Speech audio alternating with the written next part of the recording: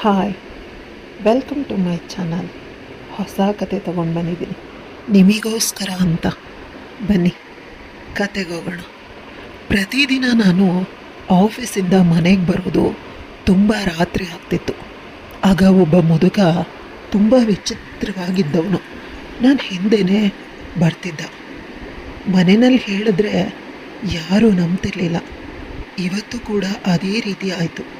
ಆ ವಿಚಿತ್ರವಾದ ಮುದುಕ ನನ್ನ ಹಿಂದೆ ಬಂದು ನನ್ನ ಬಾಯಿನ ಗಟ್ಟಿಯಾಗಿ ಹಿಡ್ಕೊಂಡು ಯಾರೂ ಇಲ್ಲದ ಜಾಗಕ್ಕೆ ಕರ್ಕೊಂಡು ಹೋಗಿ ಯಾರೂ ಮಾಡದ ಕೆಲಸವನ್ನು ಮಾಡ್ದ. ಅಯ್ಯಯ್ಯೋ, ನಾನಿದನ್ನು ನನ್ನ ಗಂಡ ಮತ್ತು ಅತ್ತೆ ಮಾವಂಗೆ ಹೇಗೆ ಮುಖ ತೋರಿಸ್ಲಿ? ಎಲ್ಲ ಸಂಪೂರ್ಣವಾಗಿ ಮುಗ್ದು ಹೋಯಿತು. ಮುಂದೆ ಏನಾಯಿತು ತಿಳ್ಕೊಬೇಕು ಅಂದರೆ ಕತೆನ ಎಲ್ಲೂ ಸ್ಕಿಪ್ ಮಾಡದೆ ಪೂರ್ತಿಯಾಗಿ ಕೇಳಿಸ್ಕೊಳ್ಳಿ. ತುಂಬ ದಿನಗಳ ನಂತರ ನನ್ನ ಗಂಡ ಇಂದು ಸ್ವಲ್ಪ ಚೆನ್ನಾಗಿ ಮಾತಾಡ್ತಿದ್ದ. ಇತ್ತೀಚೆಗೆ ನನ್ನ ಮೇಲೆ ಕೋಪಗೊಂಡಿರ್ತಾನೆ. ನಾನು ಕೆಲಸಕ್ಕೆ ಹೋಗ್ತೀನಿ, ತುಂಬ ಸಂಬಳ ಬರುತ್ತೆ ಅಂತ ಹಗಲು ರಾತ್ರಿ ದುಡಿತೀನಿ. ದುಡಿದು ಅವನು ಕೈ ಕೊಡೋದು, ಆದರೆ ಅದೆಲ್ಲ ಅವನ ಕಣ್ಣಿಗೆ ಕಾಣೋದೇ ಇಲ್ಲ. ಅವನಿಗೆ ಕಾಣೋದೇನಿದ್ರು ನಾನು ಅವನಿಗೆ ತುಂಬ ಸಮಯ ಕೊಟ್ಟಿಲ್ಲ ಅನ್ನೋದು. ಆದರೆ ಇಂದು ಯಾವುದೇ ತಾರತಮ್ಯ ಇಲ್ಲದೆ ಚೆನ್ನಾಗಿ ಮಾತಾಡ್ದ. ನನಗೂ ಸಮಾಧಾನ ಆಯಿತು. ಕೆಲಸ ಮಾಡೋದಕ್ಕೆ ಈಗ ಇಷ್ಟನೂ ಆಗ್ತಿತ್ತು. ನನ್ನ ಜೀವನ ಸುಲಲಿತವಾಗಿ ನಡೆಯೋದಕ್ಕೆ ಸಾಧ್ಯ ಆಗುತ್ತೆ ಅಂತ ಕಾಂಚನ ಯೋಚನೆ ಮಾಡ್ತಿದ್ಲು. ಮದುವೆ ಆ ದಿನದಿಂದನೂ ಕೂಡ ಅವಳಿಗೆ ನೆಮ್ಮದಿ ಅನ್ನೋದೇ ಇಲ್ಲ. ಅವಳ ಗಂಡ ಯಾವಾಗಲೂ ಏನಾದರೂ ಒಂದು ನೆಪ ಹೇಳಿ ನೋವನ್ನು ಮಾಡ್ತಾನೆ ಇರ್ತಾನೆ. ಅವನು ನೋವು ಮಾಡೋದು ಏನೂ ಹೊಸದಲ್ಲ. ಕಾಂಚನ ತುಂಬ ಒಳ್ಳೆ ಹುಡುಗಿ, ಹಳ್ಳಿ ಸೀಮೆಯಿಂದ ಬಂದವಳು. ಕಷ್ಟಪಟ್ಟು ದುಡಿಯೋದು ಕೂಡ ಗೊತ್ತು. ಸುಖ ಇದ್ದರೆ ಆ ಸಮಯನ ಹೇಗೆ ಉಪಯೋಗಿಸ್ಕೊಳ್ಬೇಕು ಅನ್ನೋದು ಕೂಡ ಗೊತ್ತು. ಆದರೆ ಅವಳ ಅದೃಷ್ಟಕ್ಕೆ ಸುಖ ಅನ್ನೋದು ತೀರಾ ಕಡಿಮೆ. ಅವಳ ಗಂಡ ಕಿಶೋರ್ ಪ್ರತಿಷ್ಠಿತ ಕಂಪನಿಯಲ್ಲಿ ಕೆಲಸ ಮಾಡ್ತಿದ್ದಾನೆ. ಕೈ ತುಂಬ ಸಂಬಳನೂ ಬರುತ್ತೆ. ಎಷ್ಟು ಸಂಬಳ ಬಂದರೂ ಕೂಡ ಅವನ ಕೈಯಲ್ಲಿ ದುಡ್ಡಿಲ್ಲ ಅಂತ ಹೇಳ್ತಾನೆ. ಅವನ ಅಪ್ಪ ಅಮ್ಮ ಹೇಳಿ ಹೇಳಿ ಸಾಕಾಗ್ಬಿಟ್ಟಿದ್ದಾರೆ. ಇರೋದು ಒಂದೇ ಬದುಕು, ಹೆಂಡ್ತಿನ ಚೆನ್ನಾಗಿ ನೋಡ್ಕೊ, ಅವಳಿಗೆ ನೋವು ಮಾಡಬೇಡ, ಅವಳು ಅಯ್ಯೋ ಅಂದರೆ ನಿನಗೆ ಒಳ್ಳೇದಾಗೋದಿಲ್ಲ. ಈ ರೀತಿ ಮಾತುಗಳನ್ನು ಕೇಳಿ ಕೇಳಿ ಅವ್ರು ಸಾಕಾಗ್ಬಿಟ್ಟಿದ್ದಾರೆ. ನನ್ನ ಗಂಡ ಮಾತ್ರ ಬದಲಾಗಿಲ್ಲ. ಆದರೆ ನನ್ನ ಅತ್ತೆ ಮತ್ತು ಮಾವ ಅವರು ಬುದ್ಧಿ ಮಾತನ್ನು ಹೇಳೋದನ್ನು ಬಿಟ್ಬಿಟ್ರು. ನಾನು ಆಸೆನ ಬಿಟ್ಬಿಟ್ಟಿದ್ದೀನಿ. ನನ್ನ ಜೀವನ ಇಷ್ಟೇ ಮುಗಿದು ಹೋಯಿತು ಅಂತ. ಯಾಕಂದರೆ ಮನೆಯ ರೇಷನನ್ನು ಕೂಡ ತುಂಬ ಕಡಿಮೆ ಇದ್ದರು. ಅದರಲ್ಲಿ ತಿಂಗಳಿಗೆ ಮೇಂಟೈನ್ ಮಾಡಿಕೊಂಡು ಹೋಗಬೇಕಿತ್ತು. ನನಗೆ ಹಾಕ್ಕೊಳ್ಳೋದಕ್ಕೆ ಎಷ್ಟೋ ಸಲ ಫೇರ್ ಆ್ಯಂಡ್ ಲವ್ಲಿ ಇರ್ತಿರ್ಲಿಲ್ಲ.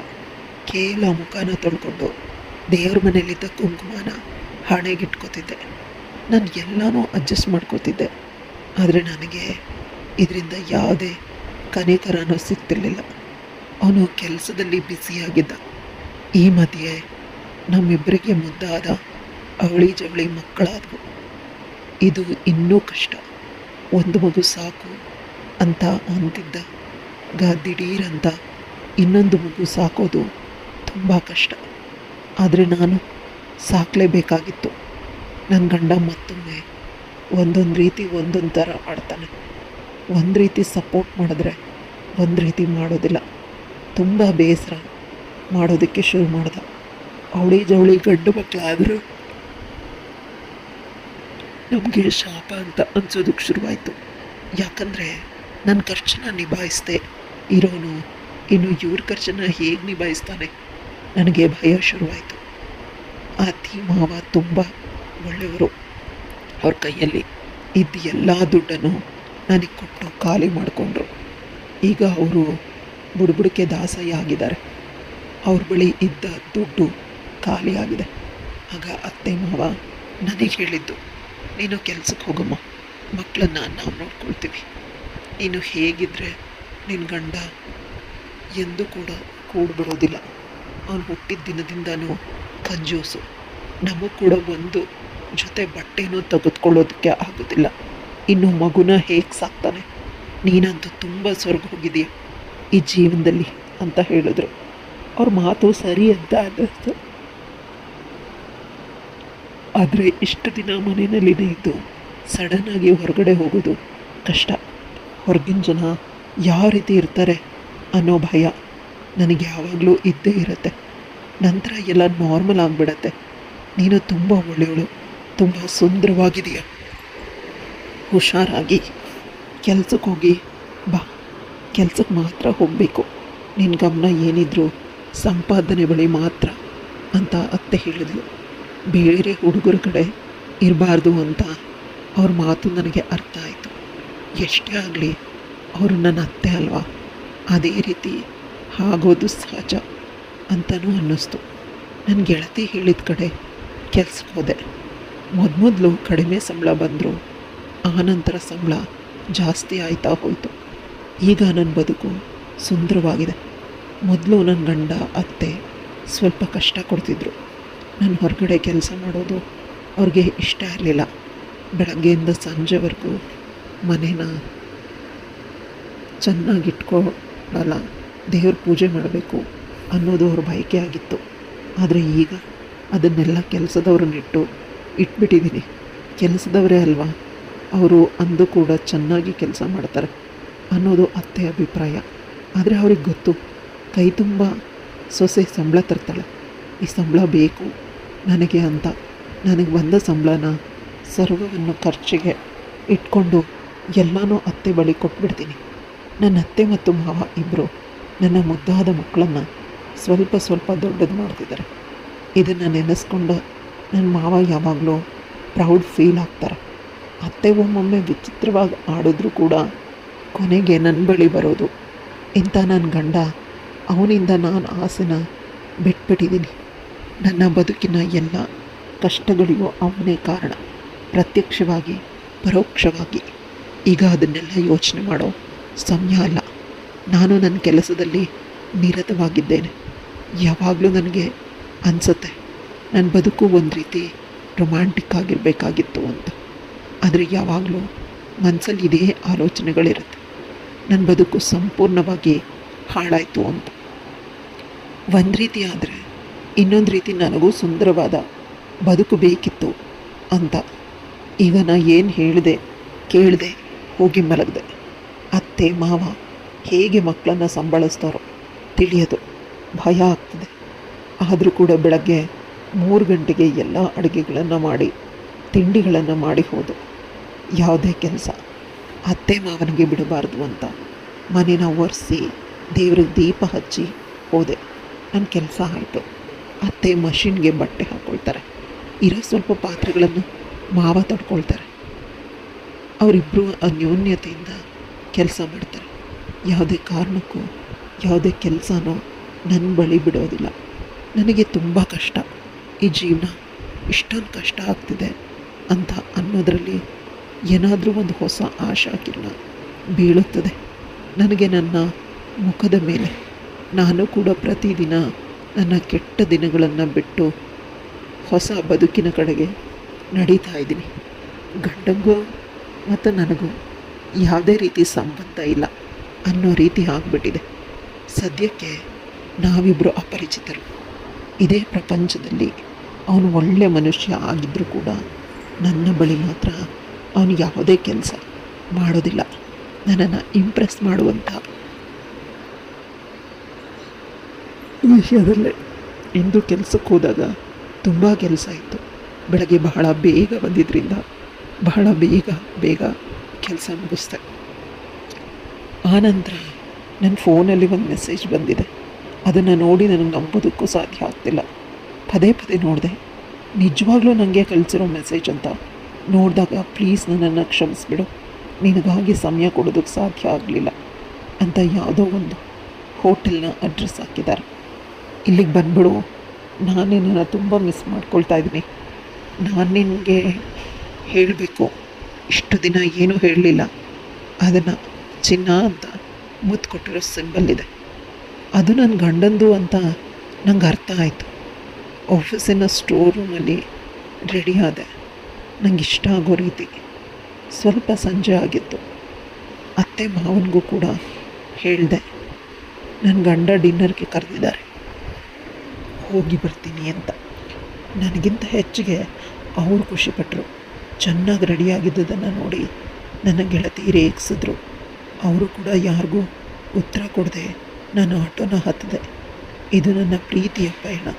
ತುಂಬ ವರ್ಷಗಳಾದ ಮೇಲೆ ನನ್ನನ್ನು ಡಿನ್ನರ್ಗೆ ಕರ್ಕೊಂಡು ಹೋಗ್ತಿದ್ದಾರೆ. ಮದುವೆ ಆದ ಹೊಸದ್ರಲ್ಲಿ ಕರ್ಕೊಂಡು ಹೋಗ್ತಿದ್ರು. ಇಂದು ಹೋಗಿ ನೋಡಬೇಕು, ಕೇವಲ ಡಿನ್ನರ್ ಮಾತ್ರ ಅಥವಾ ಇದರಲ್ಲೂ ಏನಾದರೂ ಹೊಸ ಪ್ಲಾನ್ ಇದೆಯಾ ತಿಳಿದಿಲ್ಲ. ಪ್ರೀತಿ ತೋರಿಸಿದ್ರು ಕೂಡ ಅವನ ಮೇಲೆ ಅನುಮಾನ ಪಡೋದು ನಿಂತಿಲ್ಲ. ಯಾಕಂದರೆ ಅಷ್ಟೊಂದು ಕಷ್ಟ ಅನುಭವಿಸ್ಬಿಟ್ಟಿದ್ದೀನಿ. ಇದೇನೂ ಹೊಸದಲ್ಲ. ಈಗ ಬರೀ ನೆಗೆಟಿವಲ್ಲಿ ಕರ್ಕೊಂಡು ಹೋದು ತಿಳಿದಿಲ್ಲ. ಅಡ್ರೆಸ್ಸನ್ನು ಹೇಳ್ತಿದ್ರು. ಅವನಿಗೆ ಇಷ್ಟವಾದ ನಿರ್ಜನವಾದ ಪ್ರದೇಶಕ್ಕೆ ಕರ್ಕೊಂಡು ಹೋದ. ಅಲ್ಲಿ ನೋಡು, ನಾನು ಬೆಚ್ಚಿದೆ. ನಾನು ಜೋರಾಗಿ ಕಿರ್ಚೋದಕ್ಕೆ ಶುರು ಮಾಡಿದೆ. ಕಣ್ಣೀರು ಬಂತು. ಆದರೆ ಆ ಮನುಷ್ಯ ಅಳಬೇಡ ಅಂತ ಸಣ್ಣ ಮಾತಾಡ್ತಿದ್ದಾನೆ. ನಾನು ನಿನಗೇನೂ ಮಾಡೋದಿಲ್ಲ. ಆಟೋ ಡ್ರೈವರ್ ತುಂಬ ವಿಕಾರವಾಗಿ ಹೇಳ್ತಿದ್ದಾನೆ. ಅವನ್ನ ನನ್ನ ಬಳಿ ಬಂದು ನನ್ನನ್ನು ಗಟ್ಟಿಯಾಗಿ ತಪ್ಕೊಂಡ. ನಾನು ಅಲ್ಲೇ ಕೆಳಗೆ ಕೂಸಿದೆ. ಅವನನ್ನು ದೂರ ತಳ್ಳಿದೆ. ಈಗ ಇನ್ನೂ ನನಗೆ ಅಸಹ್ಯ ಆಗ್ತಿದೆ. ನನ್ನ ದೇಹನ ನೋಡಿ, ಯಾರೋ ಅಪರಿಚಿತ ಗಲೀಜು ರೀತಿ ಇರೋ ಮನುಷ್ಯ ನನ್ನ ಮೇಲೆ ಕೈ ಹಾಕಿದ್ದಾನೆ ಅಂತ ನನಗೆ ಹೊಡ್ಕೊಳ್ತಾ ಇದ್ದೀನಿ. ಅವನು ನನ್ನ ಹಣೆಗೆ ಬಂದು ಜೋರಾಗಿ ಮುತ್ಕೊಟ್ಟ. ಈಗ ಅವನನ್ನು ದೂರ ತಳ್ಳಿದೆ. ಇನ್ನೂ ನನ್ನ ದೇಹದಲ್ಲಿರೋ ಶಕ್ತಿ ಎಲ್ಲ ಮುಗಿದು ಹೋಯಿತು ಅಂತ ಅನಿಸಿ ನನಗೇನೂ ತಿಳಿದಿಲ್ಲ. ಕಣ್ಣುಗಳು ಮಂಜಾಗ್ತದೆ. ಎಚ್ಚರ ಆದಾಗ ನನ್ನ ಸುತ್ತಮುತ್ತ ತುಂಬ ಜನ ಇದ್ದರು. ನಾನು ಆಸ್ಪತ್ರೆಯಲ್ಲಿದ್ದೆ. ನನಗೆ ಆ ಮುದುಕನೇ ಯೋಚನೆ, ಅವನು ನನ್ನನ್ನು ನಿಜವಾಗ್ಲೂ ಕೆಡಿಸ್ಬಿಟ್ಟಿದ್ದಾನೆ ಅಂತ. ನಾನು ಯೋಚಿಸಿ ಅಳೋದಕ್ಕೆ ಶುರು ಮಾಡಿದೆ. ಯಾರಿಗೂ ಏನೂ ಅರ್ಥ ಆಗ್ತಿಲ್ಲ. ನನ್ನ ಸುತ್ತಮುತ್ತ ನನ್ನ ಗಂಡ, ಅತ್ತೆ, ಮಾವ, ಮಕ್ಕಳು ಎಲ್ಲರೂ ಇದ್ದಾರೆ. ನನ್ನನ್ನು ನೋಡಿ ಅವ್ರಿಗೆ ಖುಷಿ ಆಯಿತು. ನನ್ನನ್ನು ಕಿಡ್ನಾಪ್ ಮಾಡಿ ನನ್ನ ಜೊತೆ ಕೆಟ್ಟದಾಗಿ ನಡ್ಕೊಂಡ ಆ ಮುದುಕ ಕೂಡ ಕಾಣಿಸ್ದ. ಅವನನ್ನು ನೋಡಿ ನಾನು ಜೋರಾಗಿ ಕಿರಿಸ್ದೆ. ಆಸ್ಪತ್ರೆಯ ಎತ್ಕೊಂಡು ಹೋಗುವಷ್ಟು ಈ ಮುದುಕನನ್ನು ಹೊರಗೆ ಕಳಿಸಿ ಇವನೇ ನನ್ನನ್ನು ಹಾಳು ಮಾಡಿದ್ದು ಅಂತ ಅಳ್ತಿದ್ದೀನಿ. ಆದರೆ ಅಲ್ಲಿರೋ ಯಾರೂ ಕೂಡ ಕೇಳ್ತಿಲ್ಲ. ನನ್ನನ್ನು ವಿಚಿತ್ರವಾಗಿ ನೋಡ್ತಿದ್ದಾರೆ. ನನಗೆ ಆರೋಗ್ಯ ಸರಿಯಿಲ್ಲ ಅಂತ ಅವರೇ ತಂದು ಅಡ್ಮಿಟ್ ಮಾಡಿದ್ದು. ಲೋ ಬಿ ಪಿ, ಹಾಗೆ ಅನ್ಕಾನ್ಷಿಯಸ್ ಆಗಿದೆಯಾ ಅಷ್ಟೇ. ಇನ್ನು ಯಾವುದೇ ಸಮಸ್ಯೆನೂ ಇಲ್ಲ. ನೀನು ಏನೋ ಕೆಡಿಸಿದೆಯಾ ಅಂತ ಹೇಳ್ತಿದ್ಯಾ, ಏನು ವಿಷಯ ಅಂತ ಅತ್ತೆ ಕೇಳಿದ್ರು. ಅದು ಅಂತ ಹೇಳಬೇಕಾದಾಗ ಆ ಮನುಷ್ಯ ನನ್ನ ರಾತ್ರಿ ಕೆಡಿಸಿದ್ದಾನೆ.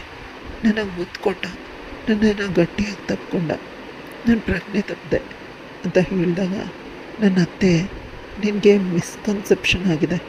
ಅವನು ನಿನ್ನಪ್ಪ ಅಂದರೆ ನನ್ನ ಅಣ್ಣ. ಚಿಕ್ಕಂದಿನಲ್ಲಿ ಯಾವುದೋ ಕೆಟ್ಟ ಕೆಲಸ ಮಾಡಿ ಜೈಲಿಗೆ ಹೋಗಿದ್ದ. ನಿನ್ನೆ ತಾನೇ ರಿಲೀಸ್ ಆಗಿದ್ದಾನೆ. ನಿನ್ನನ್ನು ನೋಡಬೇಕು ಅಂತ ಹೇಳ್ದ. ನಾನು ನೀನು ಹೋಗು ಅಂತ ಅಡ್ರೆಸ್ ಹೇಳಿದೆ. ಓಟರಲ್ಲಿ ದೂರದಿಂದ ನೋಡ್ತೀನಿ ಅಂತ ಹೇಳಿದವನು ಆಟೋ ಡ್ರೈವರ್ ಆಗಿ ನಿನ್ನ ಜೊತೆ ಬಂದಿದ್ದಾನೆ ಅಂತ ನನ್ನ ಅತ್ತೆ ಕಣ್ಣೀರು ಹಾಕ್ಕೊಂಡು, ಹಾಗಾದರೆ ನಾನು ಇಷ್ಟೊತ್ತು ತಪ್ಪು ಕಲ್ಪನೆಯಲ್ಲೇ ಇದ್ದೀನಿ ಅಂತ.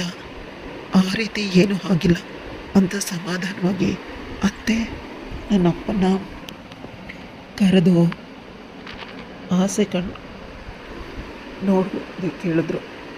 ಅಪ್ಪನಿಗೆ ನಾನು ಒಬ್ಬಳೆ ಮಗಳು. ಚಿಕ್ಕಂದಿನಲ್ಲಿ ನನ್ನನ್ನು ಕೂಸು ಮರಿ ಮಾಡ್ತಿದ್ರು. ನಾನು ಅಂದರೆ ಪಂಚಪ್ರಾಣ. ಭವಿಷ್ಯ ಅಮ್ಮಗಿಂತ ಹೆಚ್ಚಿಗೆ. ಈಗ ಅವ್ರು ನನ್ನ ಕೈನ ಹೋಗ್ತಿದ್ದಾರೆ. ಯಾಕೆ ಅಂತ ಕೇಳಿದ್ರೆ, ನಿನ್ನ ಗಂಡಂಗೆ ಯಾವುದೇ ಯೋಗ್ಯತೆ ಇಲ್ಲ ನಿನ್ನನ್ನು ನೋಡ್ಕೊಳ್ಳೋದಕ್ಕೆ. ದುಡ್ಡು ಕಾಸು ಸರಿ ಹೋದರೆ ಸಾಲದು, ನಿನ್ನನ್ನು ಚೆನ್ನಾಗಿ ನೋಡ್ಕೋತಾ ಇಲ್ಲ ಅಂತ ಗೊತ್ತು. ಆ ಮನುಷ್ಯ ಅಳ್ತಿದ್ದಾನೆ. ನಾನು ಅವನಿಗೆ ಸಮಾಧಾನ ಮಾಡಿ ಹೇಳಿದೆ, ಅಪ್ಪ ನನಗೆ 2 ಮಕ್ಕಳಿದ್ದಾರೆ, ಅವ್ರ ಭವಿಷ್ಯನೂ ನೋಡಬೇಕು. ಗಂಡ ಸರಿ ಇರಬೇಕಾ ಅಂತ ಏನೂ ಇಲ್ಲ. ನನಗೆ ಅತ್ತೆ ಮಾವ ಇದ್ದಾರೆ. ಈಗ ನೀನು ಬಂದಿದೆಯಾ ಸಾಕು. ಇಷ್ಟೊಂದು ಸಂಬಂಧ ಚೆನ್ನಾಗಿರಬೇಕಾದಾಗ ಗಂಡನ ಆಸರೆ ಅಷ್ಟೊಂದು ಅವಶ್ಯಕತೆ ಇರೋದಿಲ್ಲ ಅಂತ ಹೇಳಬೇಕಾದಾಗ ನನ್ನ ಗಂಡ ಕೂಡ ಬಂದು ನಿರಾಸೆಯಿಂದ ನನ್ನ ಕಾಲ ಬಳಿ ಕೂತ್ಕೊಂಡ. ಇದೇ ಮೊದಲ ಬಾರಿ ಅವನು ಎಲ್ಲರ ಎದುರಿಗೆ ನನ್ನ ಕಾಲು ಬಳಿ ಕೂತ್ಕೊಂಡು ಜೋರಾಗಿ ಅಳ್ತಿರೋದು. ಇವನಿಗೇನಾಯಿತು ಅಂತ ಕೇಳಿದಾಗ ಹೇಳ್ತಾನೆ, ನಾನು ಒಂದು ಹೊಸ ಪ್ರಾಜೆಕ್ಟ್ನ ಶುರು ಮಾಡಿದ್ದೆ. ತುಂಬ ದಿನ ಕಷ್ಟಪಟ್ಟು ಮಾಡಿದೆ, ಆದರೆ ಆ ಪ್ರಾಜೆಕ್ಟ್ ಸಕ್ಸಸ್ ಆಗಲಿಲ್ಲ. ಬದಲಿಗೆ ತಿರಸ್ಕಾರ ಬಂತು. ಅದನ್ನು ಮಾಡೋದಕ್ಕೆ ನಾನು ಹಗಲು ರಾತ್ರಿ ನಿಮ್ಗಳಿಂದ ದೂರ ಇದ್ದಿದ್ದು ಅಂತ ಹೇಳ್ತಿದ್ದಾರೆ. ಆಗ ಅಲ್ಲಿರೋರಿಗೆ ಏನು ಮಾಡಬೇಕು ಅಂತ ತಿಳಿದಿಲ್ಲ, ತುಂಬ ದುಃಖ ಪಡ್ತಿದ್ದಾರೆ.